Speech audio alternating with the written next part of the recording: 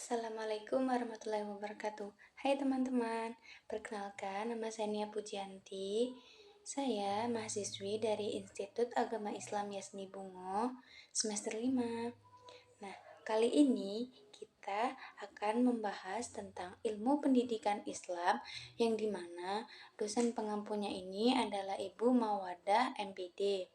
Nah, kali ini kita akan membahas tentang metode pembelajaran dan evaluasi pendidikan Islam. Nah, jadi dalam metode pembelajaran dan evaluasi pendidikan Islam ini ada beberapa hal pokok yang harus kita ketahui ya, teman-teman. Mungkin kalau tidak salah ada 7 hal pokok yang harus kita ketahui sebelum kita mendalami semua apa yang ada di dalam metode pembelajaran dan evaluasi pendidikan Islam ini. Nah, di sini kita akan membahas semuanya satu persatu melewati slide-slide yang telah tersediakan dalam PowerPoint tersebut. Nah, dalam metode pembelajaran dan evaluasi pendidikan Islam ini ada beberapa pembahasan. Yang antara lain, yang pertama itu ada metode pembelajaran. Yang kedua itu ada dalil tentang metode pembelajaran.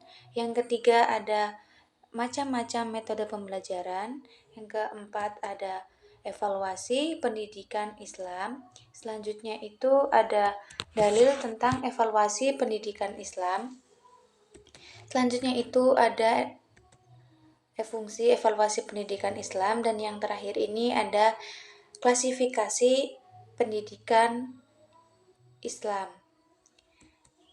Nah, jadi kita akan membahasnya satu persatu dalam pembahasan kita kali ini ya teman-teman. Yang pertama kita akan membahas tentang pengertian metode pembelajaran. Jadi metode itu adalah cara, sedangkan pembelajaran itu merupakan proses interaksi peserta didik terhadap pendidik dan sumber belajar pada satu lingkungan belajar.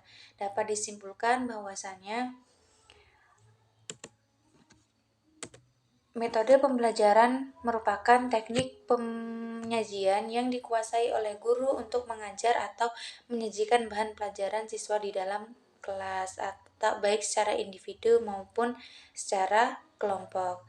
Nah, yang selanjutnya ini yang akan kita bahas itu adalah mengenai dalil yang ada dalam metode pendidikan.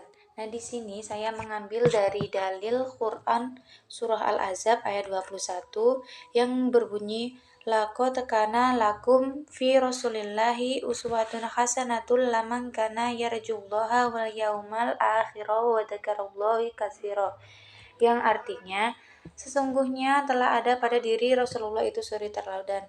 Jadi kita di sini membahas tentang metode keteladanan yang dimiliki oleh Rasulullah Shallallahu Alaihi Wasallam. Nah, selanjutnya ini yang akan kita bahas ini adalah tentang macam-macam metode pembelajaran. Nah, di sini ada beberapa. Salah satunya adalah metode ceramah. Metode ceramah itu adalah penuntutan bahan secara lisan. Yang kedua ini ada metode tanya jawab. Metode tanya jawab adalah metode mengajar yang adanya komunikasi langsung yang bersifat two-way traffic. Yang ketiga ada metode diskusi atau saling bertukar informasi.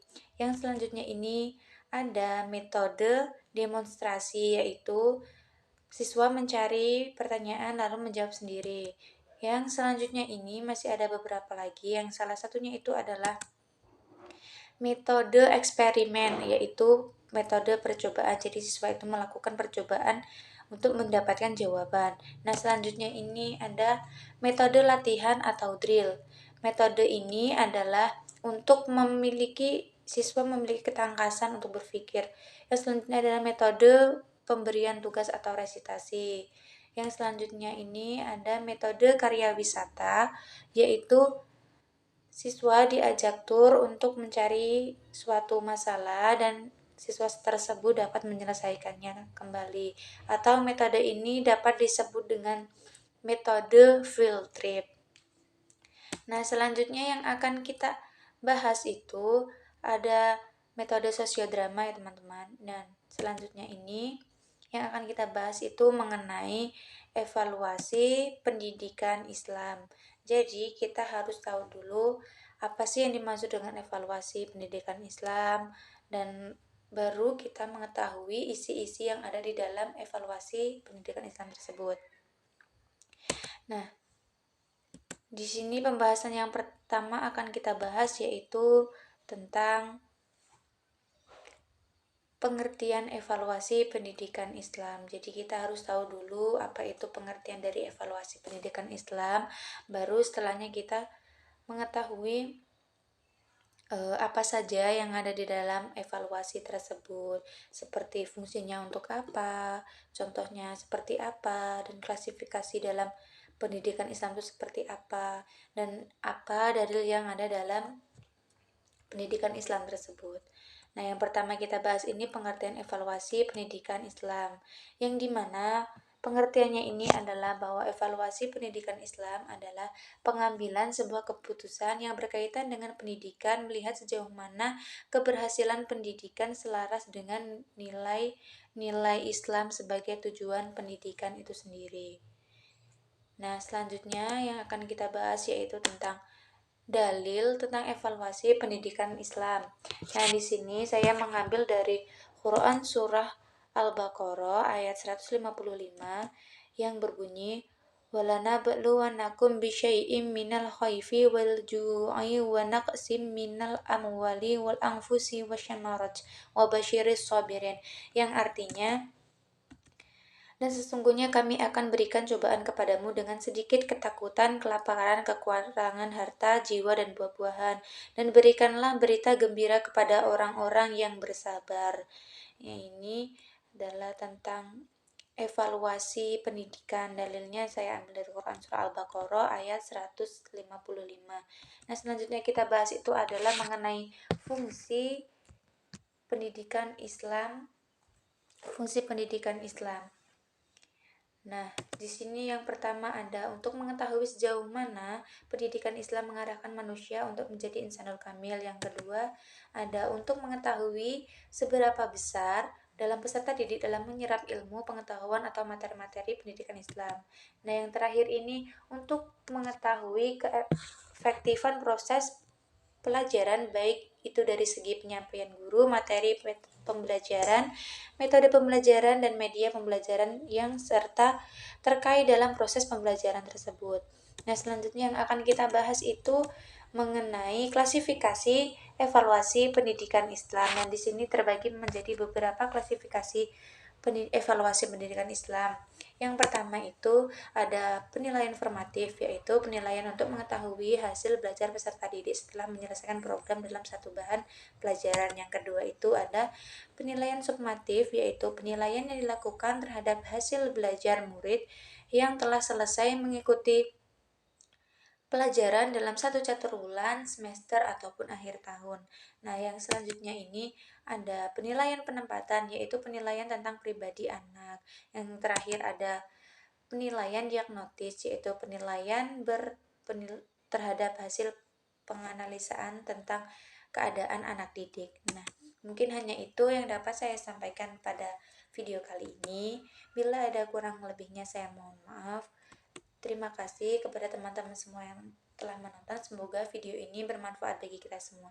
Saya akhiri dengan wabillahi taufiq wal hidayah. Wassalamualaikum warahmatullahi wabarakatuh.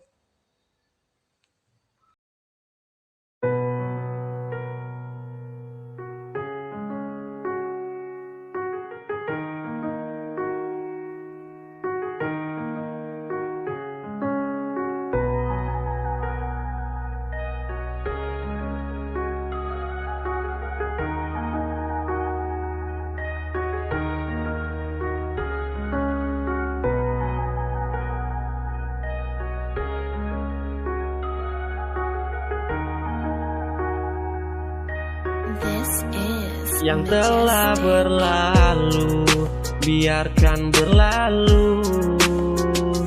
Jangan lagi kau cari aku, dan harap kau tahu bahwa diriku bukan milikmu. lagi seutuhnya.